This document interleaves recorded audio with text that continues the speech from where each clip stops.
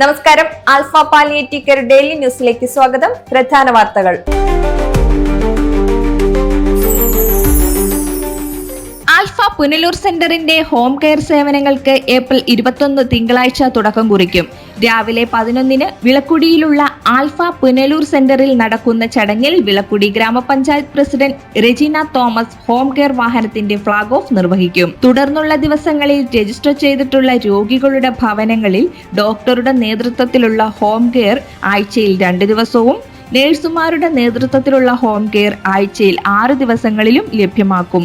Alpha തറവാട്ടിലെ training സെന്ററിലെ പരിശീലനം പൂർത്തിയാക്കുന്നതോടെ ഫിസിയോതെറാപ്പിസ്റ്റിന്റെ സേവനവും ലഭ്യമാക്കുമെന്ന് ഭാരവാഹികളായ president S Anilkumar, secretary M Salimkutty, treasurer R Geetha എന്നിവർ അറിയിച്ചു. ആൽഫ നെടുമങ്ങാട് സെന്ററിലെ പാലിയേറ്റീവ് ഫിസിയോതെറാപ്പി വിഭാഗത്തിന്റെ പ്രവർത്തനം നാടിന്റെ പ്രതീക്ഷയായി മാറുന്നു. സെന്ററിൽ രജിസ്റ്റർ ചെയ്ത് നിരന്തര സേവനം നേടുന്ന 16 പേർ ജീവിതത്തിലെ പ്രതിസന്ധികൾ മറികടക്കാനുള്ള പ്രതീക്ഷയുടെ ട്രാക്കിലായി കഴിഞ്ഞെന്ന് ഭാരവാഹികൾ പറഞ്ഞു. സ്ട്രോക്ക് മൂലവും അപകടങ്ങൾ മൂലവും വിവിധ നാഡീജന്യ രോഗങ്ങൾ മൂലവും ജീവിതം നഷ്ടപ്പെട്ടുവെന്ന് പരിതപിച്ചവർക്ക് ഇപ്പോൾ ഓരോ ദിവസവും പുതിയ പ്രതീക്ഷയുടേതാണെന്ന് പരിചരണത്തിനെത്തുന്നവരും ബന്ധുക്കളും സാക്ഷ്യപ്പെടുത്താൻ തുടങ്ങിയത് തങ്ങൾക്ക് വലിയ പ്രചോദനമാണെന്ന് ഫിസിയോതെറാപ്പിസ്റ്റ് നന്ദിതയും ഭാരവാഹികളായ എ സുരേഷ് കുമാർ, ഗോപകുമാർ, അശോക് കുമാർ, ഉണ്ണി പുളിമൂട്ടിൽ, കൊക്കോതമംഗലം അശോക് കുമാർ തുടങ്ങിയവർ അറിയിച്ചു.